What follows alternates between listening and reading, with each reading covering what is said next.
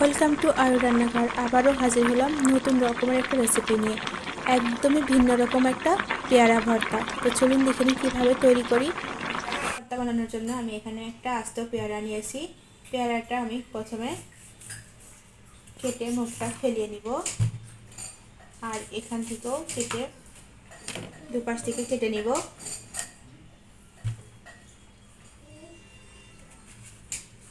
পেয়ারাটা আমি মাঝখান থেকে কেটে নিচ্ছি। এটা আমি মাঝখান থেকে কেটে নিলাম।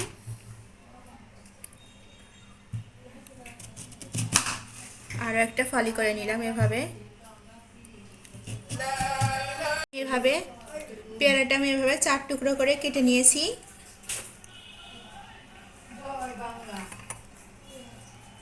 এখানে একটা বাটি নিয়ে নিয়েছি আর একটা কাটার নিয়েছি।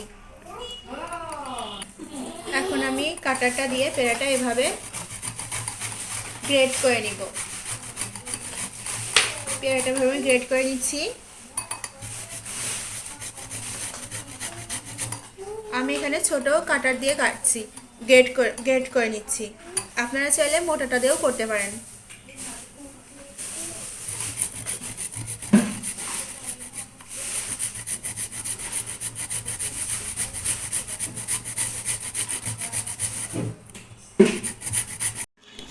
একইভাবে গ্রেটার দিয়ে আমি পেয়ারাটা সম্পূর্ণ গ্রেট করে নিয়েছি।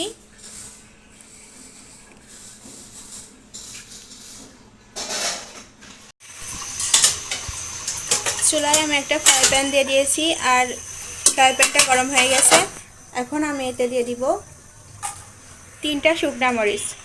শুকনা মরিচ 3টা আমি ভালোভাবে ভেজে নিব।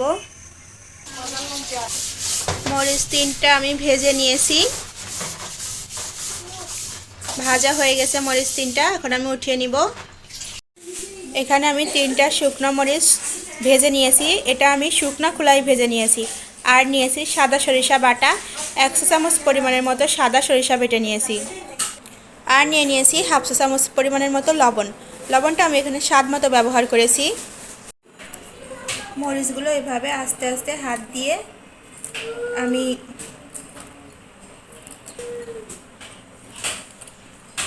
ফ্লেক্স করে নিচ্ছি। আমি এখানে 3টা ভালোভাবে আমি ভেঙে নিয়েছি। এখন সরিষার সাথে আমি মরিচটা এভাবে হাতের সাহায্যে মাখিয়ে নিচ্ছি। এভাবে মাখিয়ে নিচ্ছি। আমি এখানে সামান্য পরিমাণের একটু কাঁচা সরিষার তেল ব্যবহার করছি। এটা অপশনাল, আপনারা চাইলেও দিতে পারেন বা নাও দিতে পারেন। আমি এখানে দিয়ে দিচ্ছি। মশলাগুলো আমি এখন পেয়ারার সঙ্গে মিশিয়ে নিব।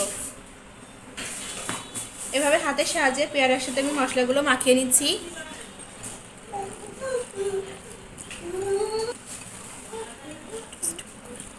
রেডি হয়ে গেছে পেয়ারার ভর্তা।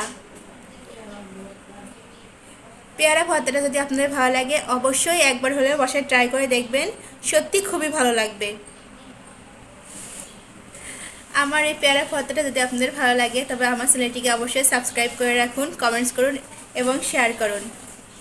আরও এরকম নতুন নতুন রেসিপি পাওয়ার জন্য আমার চ্যানেলটিকে পাশে থাকা বেল আইকনটি প্রেস করে রাখুন, যেন সবার আগে নতুন ভিডিওটি আপনার কাছে পৌঁছে যায়।